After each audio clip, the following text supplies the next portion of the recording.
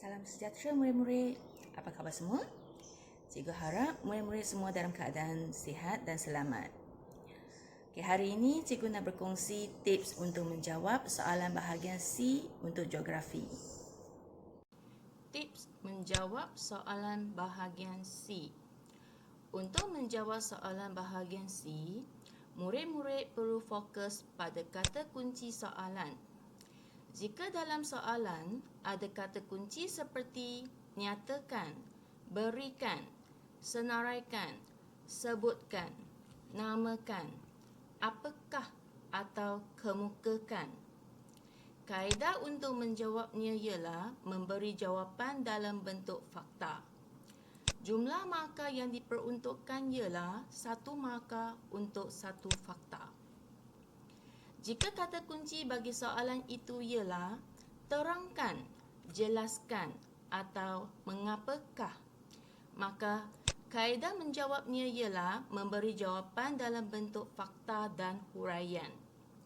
Markah yang diperuntukkan di sini ialah 2 markah, iaitu 1 markah untuk fakta dan 1 markah untuk huraian. Jika kata kuncinya ialah wajahkah atau huraikan, maka murid perlu memberi jawapan dalam bentuk fakta, huraian dan contoh. Jumlah markah yang diperuntukkan di sini ialah 3 markah, iaitu 1 markah untuk fakta, 1 markah untuk huraian dan 1 markah untuk contoh. Okey, baiklah murid-murid, mari kita cuba menjawab satu soalan dalam buku modul muka surat 30 bab 5 bumi. Soalan 1A. Bumi terdiri daripada 3 lapisan. Lukiskan lapisan struktur bumi dan labelkan mengikut nama yang betul. 4 markah. Soalan B. Terangkan secara ringkas mengenai lapisan struktur bumi berdasarkan lakaran yang telah dilukis di A. 6 markah. Untuk soalan ini, murid perlu lukiskan lapisan struktur bumi. Kemudian, labelkan mengikut nama yang betul. Peruntukan markah ialah 4 markah. Okey, lukiskan dan labelkan. Ini bermaksud murid perlu labelkan 4 fakta. Okey, 4 fakta di 3 lapisan. So, lapisan pertama, kita ada kerak bumi. Lapisan kedua ialah mantle.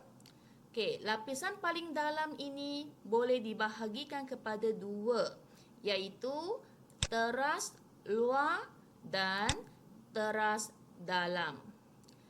Bila murid dah siap lukis lapisan struktur bumi dan labelkan dengan betul, maka murid boleh dapat markah penuh 4 markah.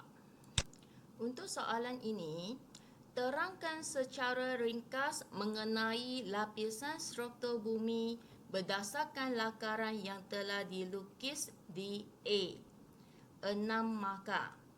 Kata kunci terangkan. Ini bermaksud murid perlu bagi jawapan fakta dan huraian. 6 markah.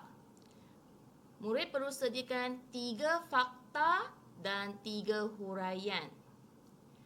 3 fakta ialah kerak bumi, mantle dan teras bumi. Okay, sekarang kita senaraikan semua huraian yang boleh diberikan pada fakta. Okay, kerak bumi. Ia adalah lapisan paling keras dan pejal.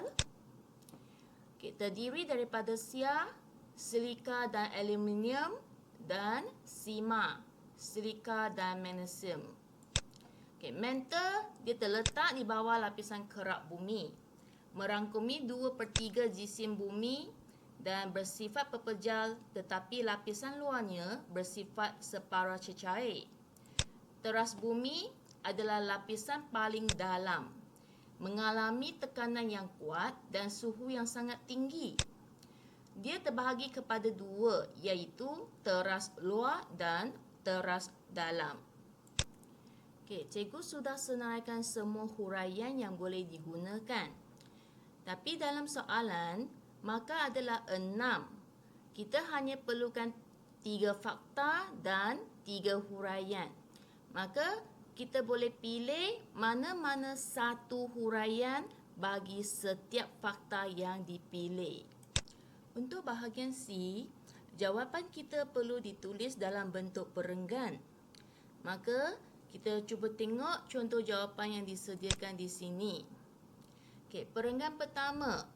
Lapisan struktur bumi yang paling luar ialah kerak bumi. Ini adalah fakta. Ia merupakan lapisan bumi yang paling keras dan pejal. Ini adalah huraian yang dipilih. Seterusnya, lapisan kedua ialah, murid boleh sambung di sini fakta yang kedua dan huraian yang kedua. Kemudian perenggan yang ketiga kita buat lapisan yang paling dalam iaitu fakta ketiga dan huraian yang ketiga. Okey, sampai sini cikgu harap semua murid sudah faham cara untuk menjawab soalan bahagian C. Cikgu minta murid-murid melengkapkan jawapan soalan ini dan kemudian hantar kepada cikgu ya.